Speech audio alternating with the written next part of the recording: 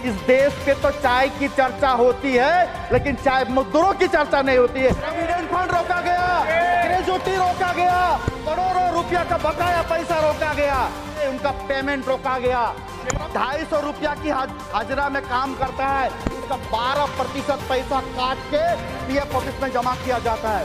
जो मजदूर 58 साल में रिटायरमेंट के बाद में ये दफ्तर उनका पैसा उनको नहीं मिलता है, मालूम है क्यों? आधार मैचिंग के लिए। एक चाय बागान का मजदूर जब प्लॉटिंग करता है तो उनका हाथ छिल जाता है, आधार उसको अब जब्त कर नहीं सकता।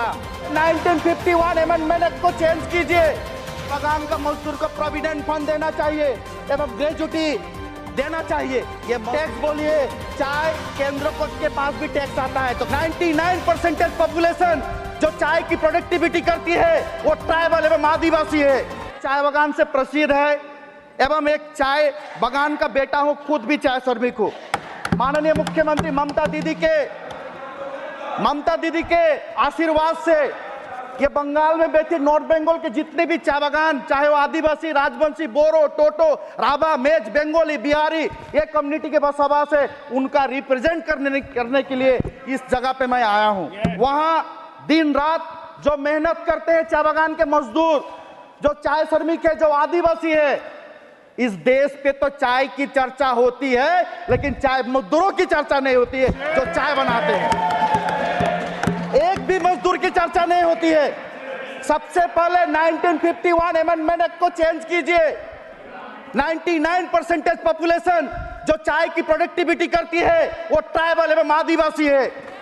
11 स्टेट में चाय का प्रोडक्टिविटी होता है, लेकिन चाय बागान के मजदूरों का हालत क्या देखे आप? कभी भी ये काम नहीं किए।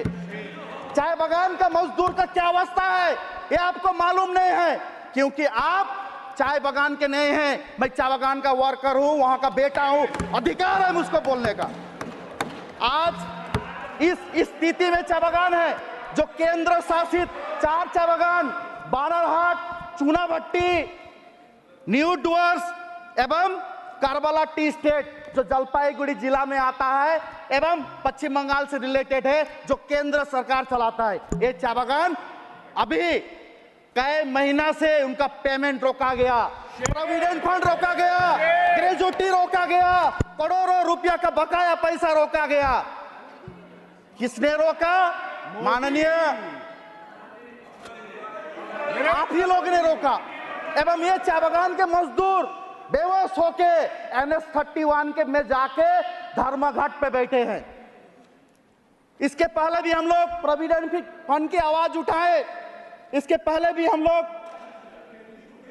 पीएफ की आवाज उठाए।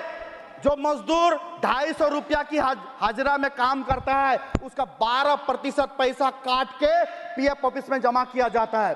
किसका ऑफिस है पीएफ ऑफिस? केंद्र शासित का दफ्तर है। जो मजदूर 58 साल में रिटायरमेंट के बाद में ये दफ्तर उनका पैसा उनको नहीं मिलता है, मालूम है क्यों? आधार मैचिंग के लिए। एक चाय बागान का मजदूर जब प्लॉटिंग करता है तो उनका हाथ छिल जाता है, आधार उसको अब जब्त कर नहीं सकता, आधार नहीं सकता। 58 साल के बाद में म्यूचुअल अंडरस्टैंडिंग करना चाहिए। चाय बागान का मजदूर को प्रोविडेंट फंड देना चाहिए एवं ग्रेजुटी देना चाहिए। ये मजदूर बहुत दुख कष्ट से हम लोगों को पढ़ाएं। आज इसी तरह आवाज को रोकने का कोशिश हो रहा है। आज केंद्र सरकार द्वारा जो नीति एवं प्रोविडेंट फंड की जो घोषणा, जिसके कारण चाहे मजदूरों को उनकी समस्या का समाधान नहीं हो रहा है। माननीय मुख्यमंत्री के उद्योग से, पश्चिम बंगाल के माननीय मुख्यमंत्री ममता दीदी के उद्योग से चाय बागानों में करीबन 25 बागान पे हॉस्पिटल बनाया जा रहा है, 53 बागान पे क्रेश हाउस बनाया जा रहा है। बिना पैसा में राशन, बिना पैसा में पेयजल की व्यवस्था राज्य के माननीय मुख्यमंत्री ने कर रही है। तो 1998 साल पंचायती राज जब चाय बागान पे हुआ, उसके बाद में सरकार हर काम राज्य सरकार कर रही है, लेकिन रिस्पॉन्सिबिलिटी केंद्र सरकार का भी है। सेंट्रल एक्साइज ड्यूटी बोलिए, बट टैक्स बोलिए, चाय केंद्र के पास भी टैक्स आता है। तो क्यों इस बागानों के लिए केंद्र सरकार कुछ नहीं करती? बागान जब बंद होता है आप लोग एप्लीकेशन लगाते हैं, हम लोग जाके उस बागान को खोलने का कोशिश करते हैं।